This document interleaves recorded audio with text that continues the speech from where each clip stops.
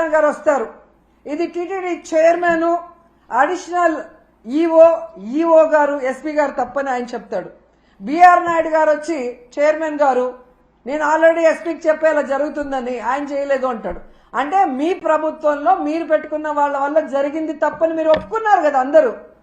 మరి ఎందుకు 3 రోజులు అవుతున్నా ఎవరి పేరు ఎఫ్ఐఆర్లో ఎక్కట్లేదు?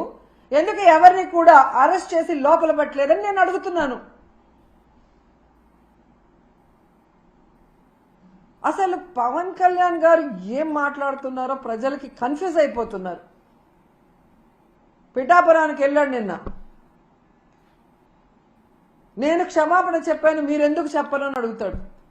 అప్పుడెప్పుడో అమ్మాయిల రేపులు జరిగినప్పుడు గమనించాను, బెత్తం దెబ్బలతో సరిచేద్దామంటాడు. ఇప్పుడు మనుషుల్ని చంపేసి క్షమాపణలతో సరిచేద్దామంటాడు. క్షమాపణలు కాదు, తప్పు చేసిన వాళ్ళకి శిక్ష పడాలి.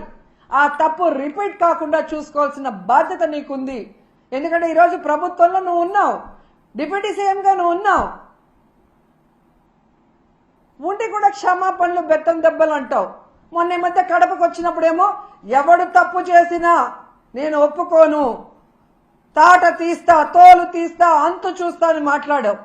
మరి తప్పు చేసిన వాళ్ళు ఈరోజు చైర్మన్, అడిషనల్ ఈఓ ఎస్పీ అని నువ్వే చెప్తున్నావు కదా. మరి ఎందుకు వాళ్ళ తోలు తీయట్లేదు, వాళ్ళ అంతు చూడట్లేదు, వాళ్ళ తాట తీయట్లేదు? మళ్ళీ పెద్ద పెద్ద డైలాగులు చెప్తున్నారు. నిన్న మీటింగ్ లో నేను పిఠాపురంలోనే అనుకుంటా, కులం పేరుతో ఎవరైనా తప్పించుకోవాలని చూస్తే నేను చూస్తూ ఊరుకోను అన్నాడు. మరి ఈరోజు బిఆర్ నాయుడు గారిని, వెంకయ్య చౌదరి గారిని, సుబ్బారాయుడు గారిని శిక్షించడానికి ఏ కులం చూసి నువ్వు భయపడి ఆగిపోతున్నావు అని అడుగుతున్నా. నీ పక్కన నిన్న పిఠాపురంలో ఉన్నాడు పంతం నానాజీ, ఒక డాక్టర్ కమ్ ప్రొఫెసర్ అయిన ఒక ఎస్సీ మేధావిని గూబ పగలగొడితే నీ కులమని ఆపేస్తావా? శిక్షించకుండా, కేసు పెట్టకుండా? మళ్ళీ పెద్ద పెద్ద డైలాగు, కులం చూసి నేను భయపడను అని. ఆ రోజేమో జరగని తప్పును జరిగినట్టుగా లడ్డూలో కల్తీ జరిగిందని కాషాయ వస్త్రాలు వేసుకుని తిరుపతిలో నానా హడావిడి చేశారు. ఈ రోజేమో తప్పించుకొని తిరుగుతూ క్షమాపణ చెప్తే చాలంటారు. మీ ద్వంద్వ వైఖరి చూస్తున్నారు.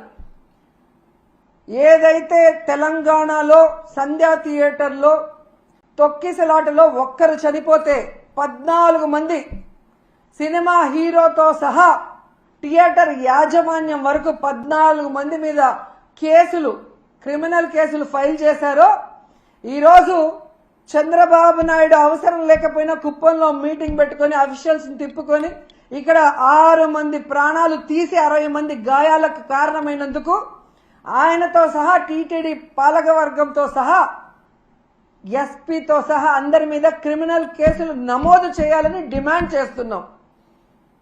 ఈ దేశంలో ఉన్న అన్ని న్యాయస్థానాల్ని కోరుతున్నాం.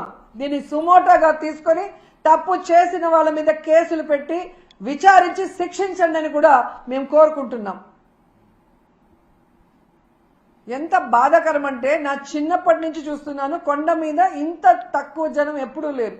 టోకన్లు తీసుకున్న వాళ్ళు కూడా చాలా మంది దర్శనానికి రాలేదు అంటే వీరి వల్ల తిరుమల ప్రతిష్ట ఎంత దిగజారిపోయింది, భగవంతుని దర్శనం చేసుకోవాలంటే ఎంత భయం పుట్టిందో ప్రజల్లో మీరు గమనించండి.